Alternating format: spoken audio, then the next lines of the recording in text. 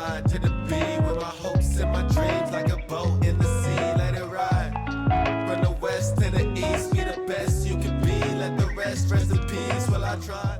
What's goody, fam? You already know who it is. It's ShakaShine, and I'm coming back at it with another reaction on ShakaShine Reacts. Today, I gotta give a big old shout out to Travis. Their request was Jordan versus Lebron. Now, for the people that have been hitting that like button, hitting that subscribe button, and hitting that comment button, you know me. I gotta say thank you. I truly appreciate every single one of y'all. But with that being said, a lot of y'all still sleeping on my music. I make music, and I got a song out every single Friday of 2021. We're getting close to the end of the year, so we're almost done. So if you want to check that out, links right underneath the like button. For the people that are waiting on their requests, as you can see, we getting to every single one of y'all. If I set up it on the list, it's on the list and it's coming up. But you can always skip the line by hitting me with a donation. Again, links right underneath the like button, and I'll make sure I get your reaction out within 48 hours. Now, as far as Jordan and LeBron goes, I know there's some major arguments going on with that. So this is going to be pretty interesting. It's a pretty long video, so I'm not going to hold y'all. Let's get straight into the reaction. When you're good at something, you'll tell everyone. When you're great at something, they'll tell you. Walter Payton. All right, let's get it.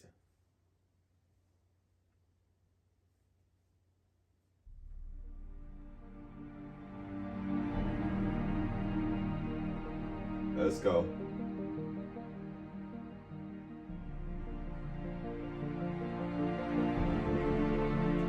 Okay, before we actually get into it, before this explains, you know what I'm saying, the verses, let me know right now. Just stop real quick right now. Put it in the comments. Let me know who you think is actually better, Jordan or LeBron. You know what I'm saying? I know everybody has different opinions, but just out of Jordan or LeBron, who do you think is better? Let me know in the comments.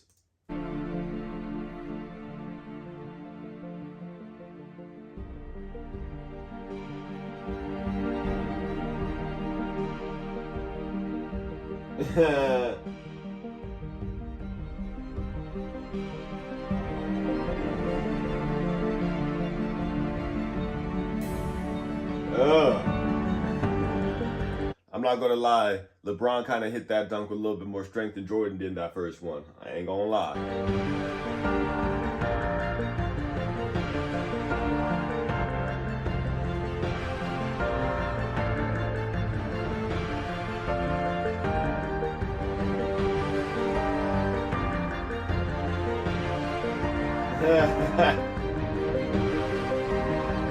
Oh, Lego.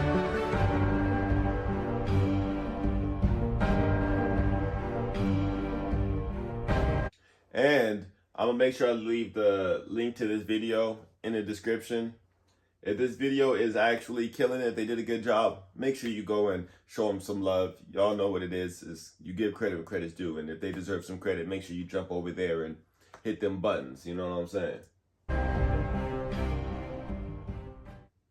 Jordan versus LeBron. LeBron versus Jordan.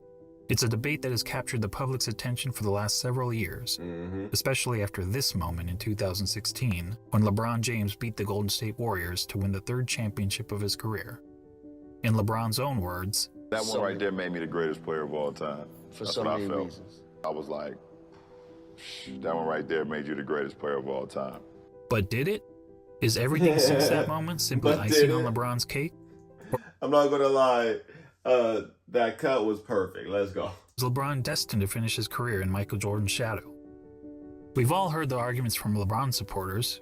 He's bigger, he's stronger, he's faster, he's more durable. And from Jordan supporters. Michael Jordan was merely 6-0 with 6 MVPs in the finals. But the GOAT debate isn't as simple as the pundits make it seem. Yeah. There are a number of factors relevant in determining the greatest basketball player of all time. In fact, I would say there are 5 things that really matter when determining the GOAT of any sport. These criteria are, in no particular order, accomplishments, longevity, winning, statistics, and what we'll refer to in this video as the eye test. The eye test. I'm curious about that. Let's get into that. And to be the GOAT, you don't need to be the best in any specific category, but you need to be pretty good across the board. Yeah. So simply winning 7 championships, like Robert Horry did, isn't enough to get you into the conversation. When we're finished Okay, that's cold. You didn't have to X him out like that, though. That was cold. with this video, it'll be plainly obvious that one guy comes out on top. But before we get started, I want to clarify that this is not a comparison of legacies. It's about who was the better basketball player. If we were talking about legacies, Then Jordan wins. Are you serious? The Jordan brand is making money and has been forever, I swear. Jordan's is nearly untouchable. Yeah. Not only did he lead basketball to global popularity, he helped transform Nike into an empire, changed the way players played and how they dressed, Yeah. and he even made it cool for guys to be bald. And while those things certainly contribute to MJ's iconic status, they don't make him a better player on the court. So let's evaluate the criteria that matter, and we'll start with individual accomplishments. Okay, let's do it. Take a That's look. it. Jordan had more regular season MVPs, twice as many finals MVPs, 9 more scoring titles, Dang. and several more selections to the NBA's all-defensive team, including once being named Defensive Player of the Year. LeBron has more All-Star appearances, but that's largely Okay, so just off of stats alone, if you just put it in comparison like this, come on now. In this one right now, Jordan wins on this part, obviously. You know what I'm saying? But again, it's more nuanced than just that. We all know that. due to his having played more seasons. In fact, when taking into account retirements and major injuries, Jordan essentially played 13 seasons compared to 17 seasons for LeBron, making Jordan's significant lead in accomplishments all the more impressive. Yeah. And that's to say nothing of MJ's brilliant college career, which saw him twice named All-American and once awarded College Player of the Year, at a time when the country's best players actually went to college. So regardless of whether you're a LeBron fan or MJ fan, you have to give the accomplishments checkmark to Jordan. Yeah. The second criteria in our GOAT analysis is longevity. And this one is also a no-brainer, but this time in favor of LeBron. Not only has LeBron played more seasons in the league, but he's had a longer peak than Jordan. Jordan's peak lasted about 10 years, whereas LeBron's peak has lasted 16 years and is still going. And he's been incredibly durable during that time, missing significant time to injury only in 2019. That said, the claim that What injury did he have in 2019? Let me know in the comments. LeBron has been much more durable than Michael has been a bit overblown. Consider that Jordan played in at least 80 regular season games 11 times in his career, including all 82 games an incredible 9 times. Compare that to LeBron, who played in at least 80 regular season games just twice, and in all 82 games just once. Okay. So both LeBron and Jordan get high marks for their durability. But durability aside, the bottom line is that LeBron has sustained his level of excellence for a much longer period of time than Jordan, That's which true. puts the longevity checkmark squarely in LeBron's corner. Okay. That brings us to the third GOAT criteria, winning. As we all know, Let's Jordan see. won 6 championships. Yeah. LeBron has won 3. Jordan is 6-0 in the NBA Finals. LeBron is 3-6. Yes, LeBron has made the finals 9 times. Well, and I don't really like that because it's a team effort. It's not like Jordan won all 6 of those games by himself. You see what I'm saying? Like, don't get me wrong. He's probably a big part of it. But it's not like he won it all to himself, just like LeBron. He's not losing all these himself. It's a team effort. So that's kind of thrown up in the air for me. Compared to only 6 times for Jordan. But let's not pretend that making the finals is the same thing, or even close to the same thing, as winning a title. Yeah. Take a prime example from another sport, the Buffalo Bills. They're the only team in NFL history to appear in 4 consecutive Super Bowls. But is there a single player or fan of that team that wouldn't trade all 4 of those appearances for just one Super Bowl win? Exactly. Frankly, talk to any fan whose team lost the season's final game and ask them how they felt afterward. Almost universally, their feelings are of sadness, anger, and disappointment. And that's just the fans. For players, those feelings are only magnified. Yeah. Listen to Charles Barkley talk about losing in the NBA Finals. And I was just in shock when it was over because I was frustrated because I couldn't wheel my team past Michael and the Bulls. And first of all, I don't think I've ever gotten over it, number one. For real. But that was traumatic, and it's painful. I bet. So we can all stop with this false equivalence between winning the championship and finishing runner-up. In the words of Herm Edwards, you play to win the game. Yeah. Hello? You play to win the game. Period. now Point back blank. to Jordan and LeBron. As mentioned, on basketball's biggest stage, the NBA Finals, Jordan was 6-0. LeBron was 3-6. And frankly, that doesn't even show how lopsided their records really are. In terms of individual finals games, Jordan was 24-11. LeBron is 18-31. Okay. And that's because in 4 of his 6 finals losses, LeBron's team hasn't even been competitive. Twice he got swept, and 2 other times he lost 4 games to 1. That includes being on the wrong side of the 2 most lopsided finals by margin of loss in NBA history. Of course, LeBron fans will tell you that the only reason for LeBron's poor finals record is that his competition was so tough. Ironically, some of these same fans criticized Jordan for losing early in his career to a Celtics team stacked with 5 Hall of Famers. Again, y'all know we already done the Larry Birds around here. Exactly. Don't sit there and talk about how tough LeBron's competition was until you see what Jordan's competition was. You know what I mean?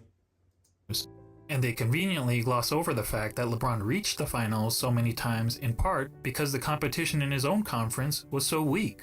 During the vast majority of his career, LeBron played in what many dubbed the Leastern Conference because the East was so much weaker than the West. On the other hand, during Jordan's playing days, the East was generally considered the stronger conference, as Jordan had to battle through hard-fought rivalries against the Bad Boy Pistons, Patrick Ewing's Knicks, the Shaq Penny-led Magic, and Reggie Miller's Pacers. That said, if you want to blame LeBron's failure in the finals on the level of his competition, I won't argue with you. But let's also not blow it out of proportion. If you look at the average number of wins of their finals opponents, you'll see that LeBron's finals opponents averaged 60.8 wins per season, whereas Jordan's finals opponents averaged 61.2 wins per season. So as it turns out, both players face stiff competition in the finals. But a big reason we don't hold the 93 Suns, the 96 Sonics, or the 98 Jazz in the same regard as some of LeBron's finals opponents is because, unlike LeBron's adversaries, Jordan's opponents never actually won the Larry O'Brien Trophy. Which goes to my original point, that the difference between winning the title and finishing runner-up is huge. It is. And the reason those teams never... For real in sports is, you're either first or you're last, I swear. Ricky Bobby on that, you know what I'm saying? On the title? This guy. Look, I'm not trying to say that Jordan's opponents were as good as the Warriors teams that LeBron faced 4 times in the finals. The truth is that Jordan never played a juggernaut quite like that. But there's a pretty good reason for that. Jordan's Bulls were the juggernaut. They were the team winning 70-plus games. They were. They were the team with the target on their back every... Back in the day, the Bulls, they were just it. They were just it. It's crazy how far they came, like, down to from this time, from their heydays. Like, Jesus. Here. And as the Warriors showed us, that's not an easy place to be. No. As great as the Warriors were, they were never able to string together 3 consecutive championships. Jordan's Bulls did it twice. So what's the greater achievement? Beating the juggernaut or being the juggernaut? Or to be more specific, beating the juggernaut 1 time out of the 4 times you faced them? Or being the juggernaut year after year after year? And then doing it again year after year after year? There's no doubt that LeBron's victory over the 73-win Warriors was the highlight of his career. But it's not the first time that an underdog has won the championship, and there actually have been much bigger underdogs who ended up winning the title. But how many times have we seen a player lead his team to 6 championships in 8 years? Prior to Jordan's Bulls, only Bill Russell's Celtics ever accomplished that feat in the NBA, when they incredibly won 11 championships in 13 seasons. I didn't know that. However, back then, there was an average of less than 10 teams in the league, and only a couple rounds of playoffs, so it was considerably easier to win a title. And no player, not even Bill Russell, ever had a run of winning 25 of 26 playoff series, as Michael Jordan did. And Michael's pattern of winning goes beyond the NBA. Let's not forget that Jordan has never won anything but gold in the Olympics, and he also earned an NCAA championship, in which he hit the first of 2 iconic championship-winning shots in his career. All that is to say, when it comes to winning, the checkmark clearly goes to Jordan. Yep. On to the Jordan up by 1. Let's go. 4th GOAT criteria, statistics. This one is a bit more complicated. I mean, how do you statistically evaluate 2 players who played in different eras under different rules at different positions? Yeah, that's... One way of doing it is to simply look at the 8 traditional statistics of basketball. Points, assists, rebounds, steals, blocks, field goal percentage, free throw percentage, and turnovers. Okay. And we'll focus on per game stats rather than cumulative stats, since cumulative stats such as total career points and total career assists really speak to longevity, which is already its own category of the GOAT analysis. Yeah, because if you did it all together, LeBron would probably blow him out, but he's been there 6 more years, you know what I'm saying? So, or seasons, whatever. So, I understand that one. Per game stats, on the other hand, is more of an apples to apples comparison. Yeah. So looking at the 8 traditional stats, we see that Jordan leads LeBron in 5 of them: points per game, steals per game, blocks per game, free throw percentage, and fewer turnovers. LeBron leads in the other 3: assists per game, rebounds per game, and field goal percentage. But that's a pretty simplistic way of looking at statistics. What if we instead turn to analytics? Okay. Probably the most well-known analytic stat is player efficiency rating, or PER for short. This metric was created by respected basketball analyst John Hollinger to give an overall rating to a player's performance based on traditional stats like the ones we just mentioned. Jordan has led the league in PER 7 times, LeBron 6 times. Jordan has finished top 3 in PER 10 times, LeBron 9 times. In fact, Jordan has the highest career PER in both the regular season and the playoffs. Okay, let's go. Another popular analytics stat is win shares. Jordan has led the league in win shares 8 times, LeBron 5 times. Jordan has finished top 3 in win shares 11 times, LeBron 6 times. Hey. And when it comes to win shares per 48 minutes, Jordan has the highest career rating in both the regular season and the playoffs. What about box He's kind of killing it right now, I'm not gonna lie. plus minus? Until recently, LeBron was actually ahead of Jordan in career box plus minus. But after the 2017 season gave Russell Westbrook the greatest single-season box plus minus in history by a wide margin, the architect of box plus minus realized that the stat was fundamentally flawed. So he made some changes to improve its formula. As a result, Michael Jordan now has the highest career box plus minus in both the regular season and the playoffs. Okay. And lastly, what about value over replacement player, which on its face seems to favor LeBron James? Well, value over replacement player is a cumulative stat, and as previously noted, cumulative stats speak more to longevity than they do game-to-game dominance. That said, according to value over replacement player, Jordan owns 6 of the 9 greatest individual seasons ever played. And on a per-game basis, MJ's career rating in value over replacement player is the highest of all time in both the regular season and the playoffs. Things aren't looking good for LeBron right now. Don't worry, I'm pretty sure he's going to turn it around a little bit. So let's go. Are you noticing a theme here? Not only does Jordan beat LeBron in every ratable analytic stat, he consistently ranks as the best ever across the board. Let's go. Before we move on from analytics, I want to mention a lesser-known stat called game score, another brainchild of John Hollinger. Game score measures a player's performance in a single game, so it won't tell us who's had the better career, but it does provide insight into who's had the greatest games. Exactly. Now, we only have game score stats since 1983, so you won't see any mentions of Wilt Chamberlain here. That Which is messed up. said, of the 100 highest game scores ever recorded, incredibly 19 of them belong to Michael Jordan. In other words, nearly 1 out of every 5 of the best single-game performances over the last 4 decades has been by MJ. Jeez. That includes the highest game score of all time for Jordan's 69.18 rebound masterpiece. Comparatively, LeBron has had only 3 of the top 100 game scores. When discussing the GOAT, Nick Wright is fond of asking this question. The aliens come down. You have 1 game to save humanity. Who's your first pick in the history of the world? Well, Nick, I think we have our answer. Now that I've finished drowning you in numbers, let's be real. Hardly anyone watching this video knows how to calculate PER, win shares, box plus minus, value of a replacement player, or game score. Yeah. And why should you? This is basketball, not Goodwill Hunting. So let's go back to the traditional stats that we all know and Okay, we're halfway through. I'm enjoying this quite a bit. Make sure you go and, what is it? Danger Earp? I'm not really sure. Anyways, I will have the original video in the description. Make sure you go and hit that like button, hit that subscribe button, and hit that comment button. Let them know who sent you. Give credit when credit's due. Y'all know. understand. But this time, let's add context to them. What do I mean by context? Well, some positions are simply better than others at racking up certain stats. Yeah. Let's take rebounding as an example. In a vacuum, if we simply compare the number of rebounds per game of Brook Lopez and Jason Kidd, we might think that Lopez was the better rebounder. The truth is, relative to their positions, Lopez is statistically one of the worst rebounding centers in NBA history, whereas Kidd is statistically one of the best rebounding guards in NBA history. But even a poor rebounding center can grab more rebounds than a great rebounding guard solely by virtue of their roles on the court.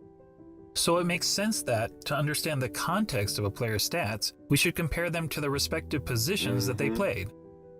When comparing LeBron James to the other small forwards who have played at least 500 NBA games, this is where he ranks. Overall, that's pretty impressive. Yeah, it is. Now let's see how Jordan compares to all shooting guards who have played at least 500 NBA games. As good as LeBron is compared to other small forwards, Jordan is on another level when compared to other shooting guards. He's darn near the top of every major statistical category, and there isn't a single category where LeBron is better than MJ relative to his position, other than assists. So to sum up statistics, whether comparing traditional stats or analytics, and especially when judging these players in the context of the positions they played, Jordan has a noticeable edge over LeBron. As a big noticeable edge. such, we have to give the check mark to Jordan. Up by 2. And that takes us to the last category in our GOAT analysis, the eye Oh. Okay, well, in that case, it looks like Jordan's winning so far, like period point blank. test. And to be clear, by eye test, I don't mean which of these players is bigger, faster, or jumps higher. None of that is relevant unless we're having a track and field competition.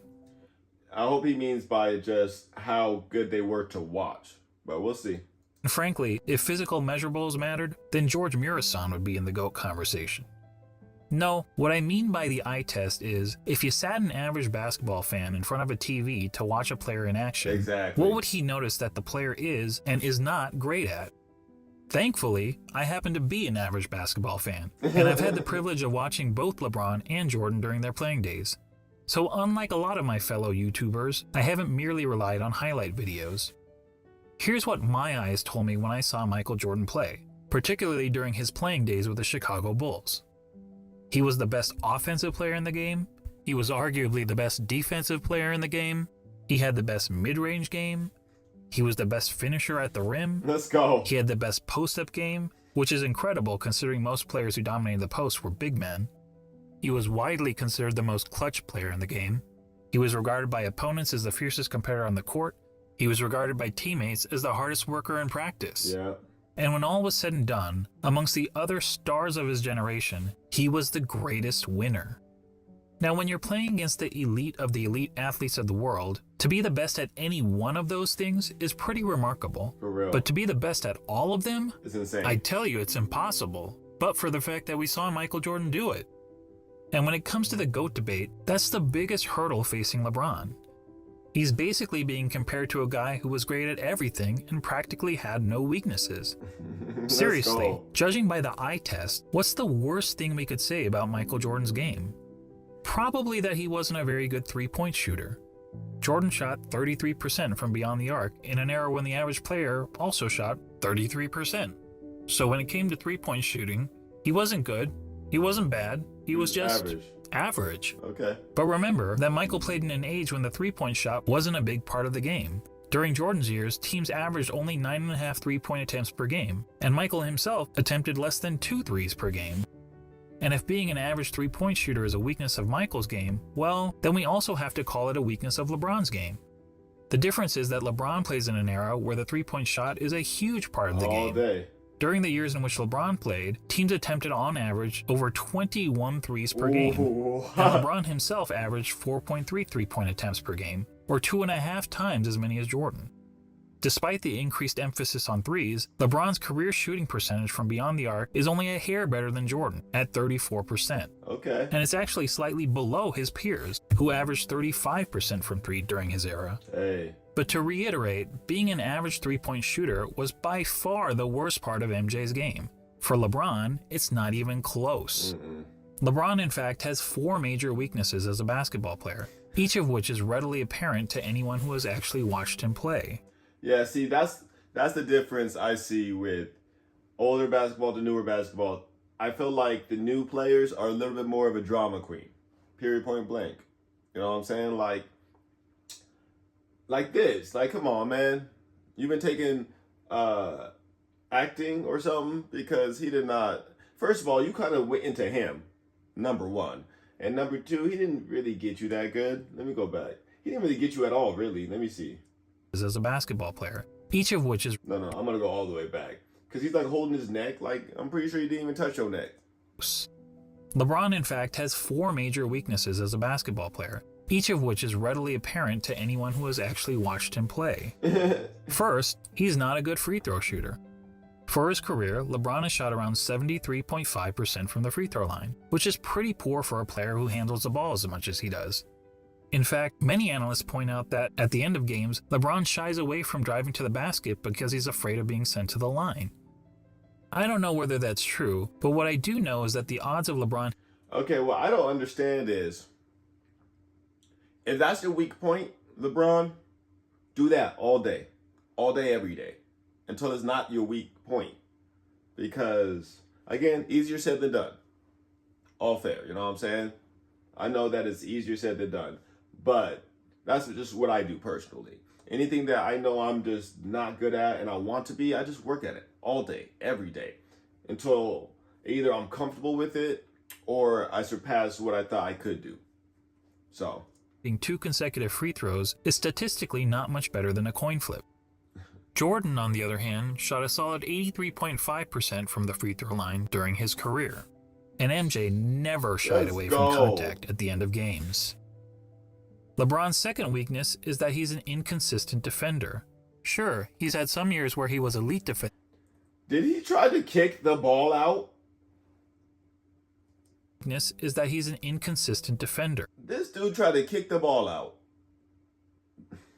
Sure, he's had some years where he was elite defensively, which is evidenced by his numerous selections to the NBA's all-defensive team. But he's also had several years where he's practically been a liability on the defensive end. Compare that to... He didn't even try. See, that's what kills me. I think that's the major difference is Jordan, like some of the greatest, Jordan, Larry Bird, you know what I'm saying? People like that, they don't quit. They try as hard as they can all the way until the end of the buzzer. It doesn't matter if it's 0.2 seconds left. They're going to try. And I don't see that as much in today's game. He also had several years where he's practically been a liability on the defensive end. Compare that to MJ, who during his Bulls days was a consistently elite defender. In fact, Jordan is the only player to rank in the top 5 amongst all guards in both steals per game and blocks per game for his career. Additionally, Michael led his position in defensive win shares practically every year that he played for the Bulls, an incredible 10 times. LeBron, comparatively, has led his position in defensive win shares on just 4 occasions, and in 5 of his last 7 seasons, he didn't even crack the top 10 at his position in defensive win shares. Like, wasn't even trying, man. That's what kills me.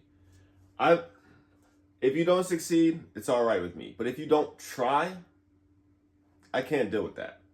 You gotta try. You have to try, period. Because you never know what you can and can't do until you try. It's that simple. Now, some will excuse LeBron's recent fall-off on the defensive end as a byproduct of his resting on defense so that he can have more energy on offense.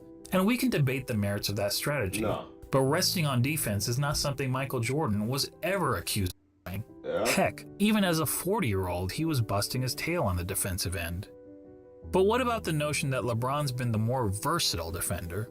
LeBron supporters will argue that he can guard positions 1 through 5 on the court, such as when he guarded Derrick Rose for stretches in the 2011 playoffs. But LeBron's guarding the opposing team's point guard or center isn't something that happens very often.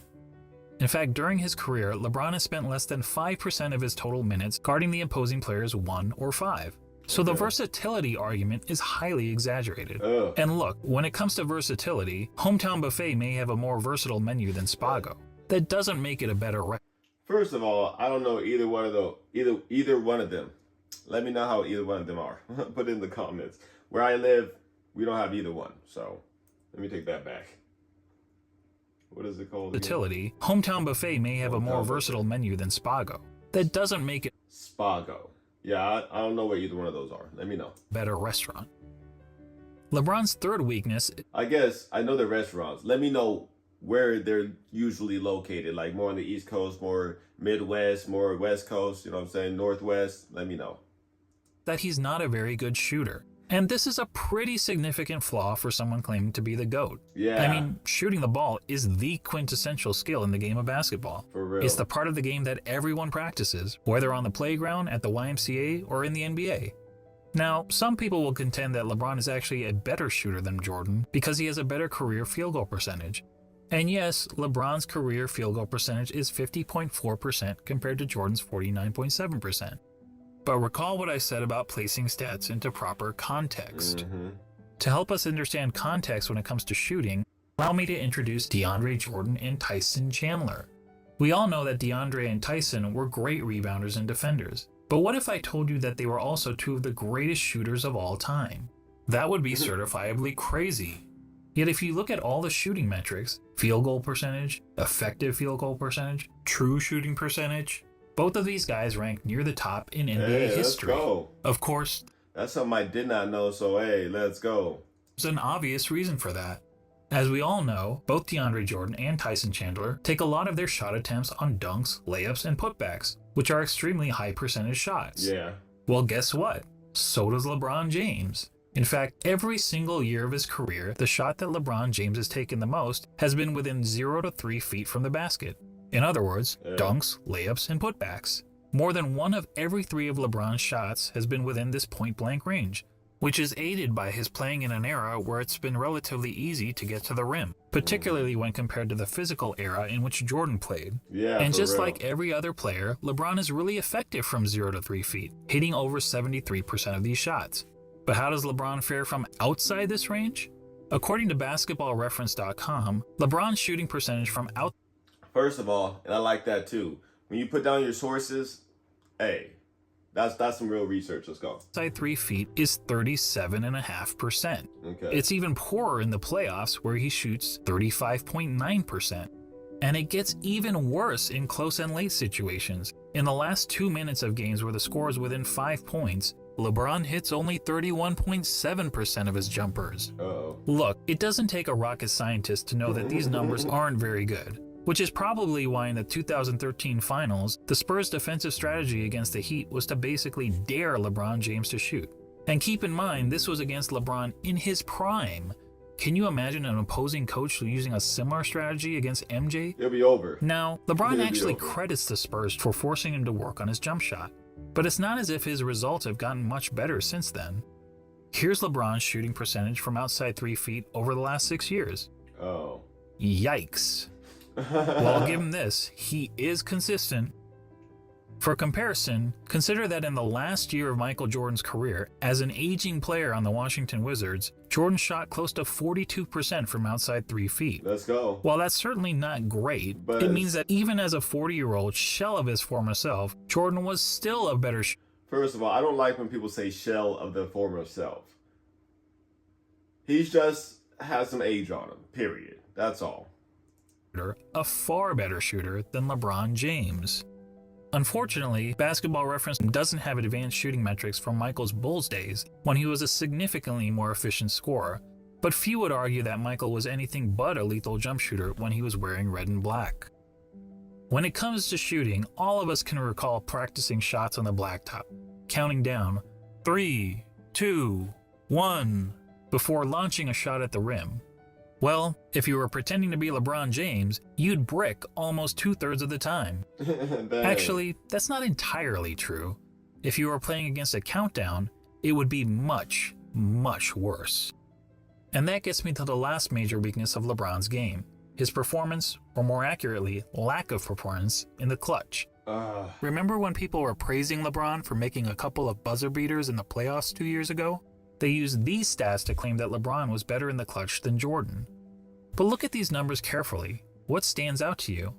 How about this? People were using a sample size of less than 1 shot per season to make the case that LeBron was more clutch than Jordan.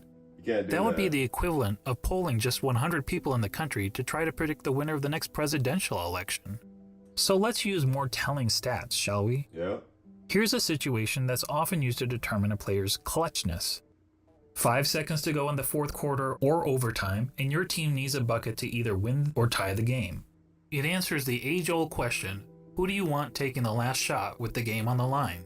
I'm gonna be real. It turns out that in the regular season and playoffs combined, LeBron has taken 94 such shots.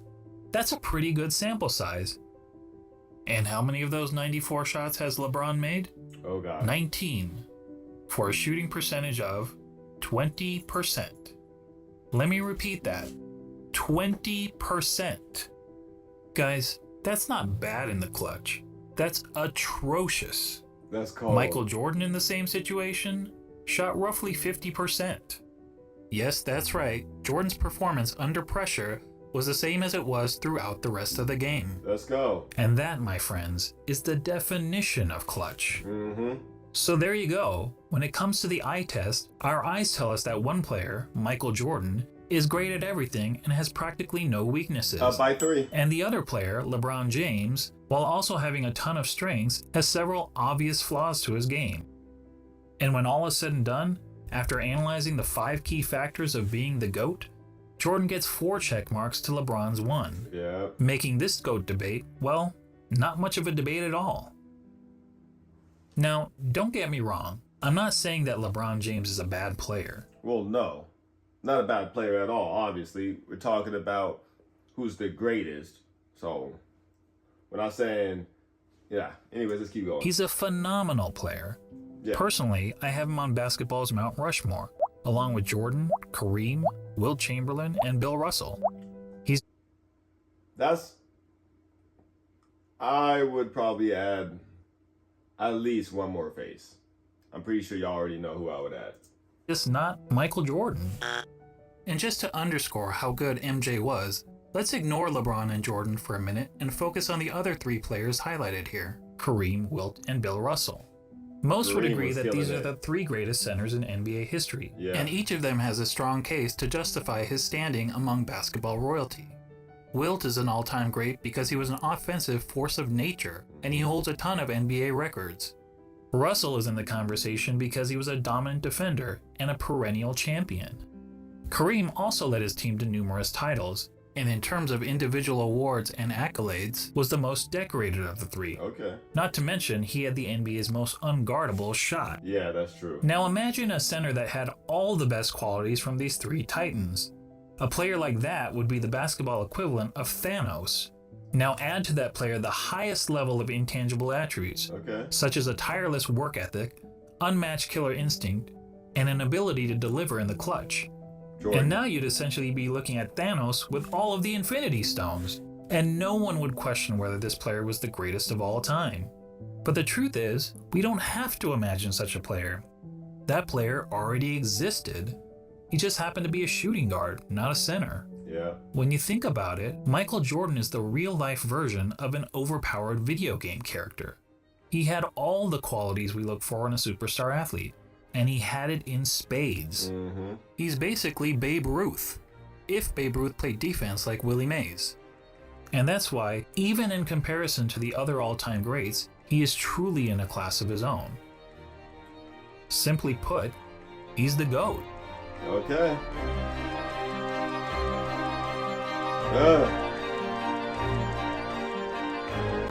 Let's go.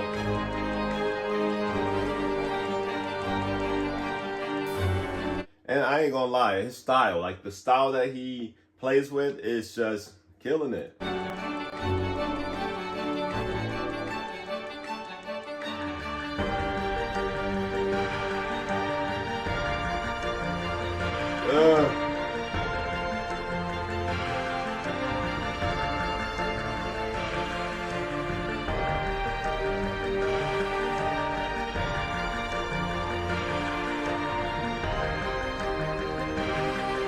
Okay, come on now.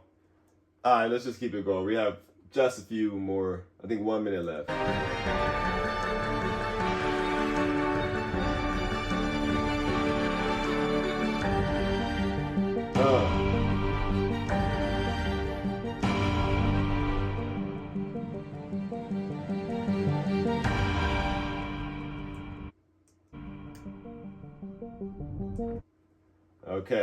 Okay. That's pretty much it. All right. Now, number one, I gotta say, Travis, great request. Now, I also gotta say sorry. I've been pretty busy, so I know this was supposed to come out, I think it was yesterday or the day before, but getting it out ASAP. Now, hey, this was a good argument. And I like this one because he brought it down to stats, and he made it so it's relative to what the actual conversation is. It's not just picking certain parts to make your point. You know what I'm saying? So you got to give it to him. I'm gonna be real. I thought that LeBron was a little bit closer than this video showed me, at least. You know what I'm saying? Hey, and for all the LeBron fans out here, if you guys want to give me your side a little bit harder, put the video in the comments. I'll check it out. Now, yeah, this was a good one. I'm sorry I didn't talk too much. I was stuck on it. You know what I'm saying? A whole bunch of these I didn't really know, and I thought this was a well put together video. So, again, make sure you go show the maker of this some love. The link to this video will be in the description. So check it out. Either way, it makes sense to me. Now, I think that there's a little bit more nuance that goes into this personally, but it is what it is. I think it was a good video. And I don't think that he is necessarily wrong with almost anything that he said. So it is what it is. Now, if you're making it this far, you might as well hit that like button, hit that subscribe button, hit that comment button, letting me know your favorite basketball player and what else you want to see me react to. If you're already doing that and making it this far, gotta say thank you. Appreciate every single one of y'all. Please don't forget about my music. Again, links to that right underneath the like button if you want to check that out. With all that being said, you know I'll be back at it with another reaction tomorrow.